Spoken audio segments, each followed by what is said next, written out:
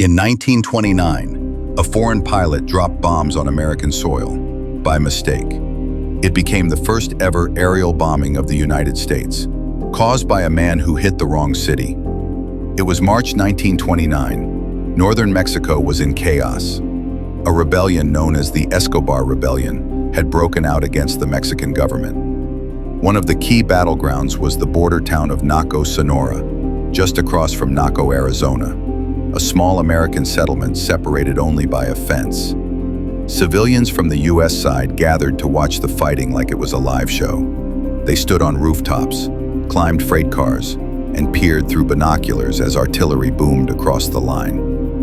Amid this chaos appeared Patrick Murphy, an Irish-American pilot from Texas. He wasn't part of any army. He was a mercenary, hired by the Mexican rebels to bomb government forces.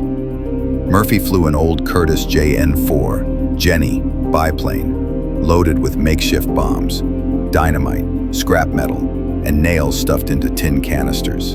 His mission? Support the rebels by bombing federal troops on the Mexican side. But fate, and a strong desert wind, had other plans. Murphy took off from rebel territory and began dropping bombs on Naco, Sonora. At first, his attacks were clumsy. Most of the bombs missed their targets. Some failed to explode. Others landed worryingly close to the U.S. border fence.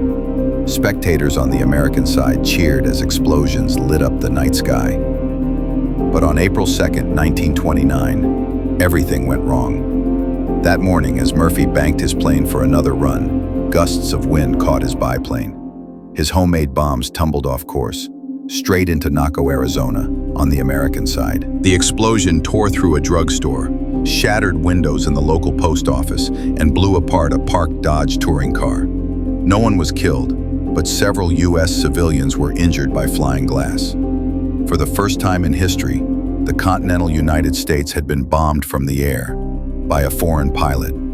The U.S. Army immediately moved in. Soldiers rushed to the border and took defensive positions.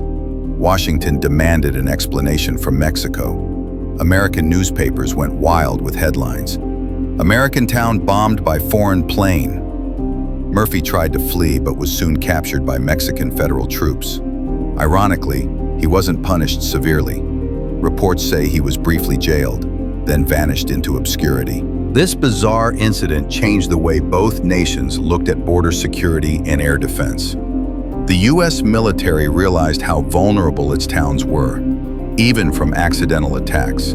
It led to tighter coordination along the border and helped shape early air patrol strategies. To this day, historians regard the bombing of Naco as the first and only time a foreign aircraft intentionally or unintentionally bombed the mainland United States. And the man responsible, Patrick Murphy, remains one of history's strangest pilots. Patrick Murphy didn't start a war.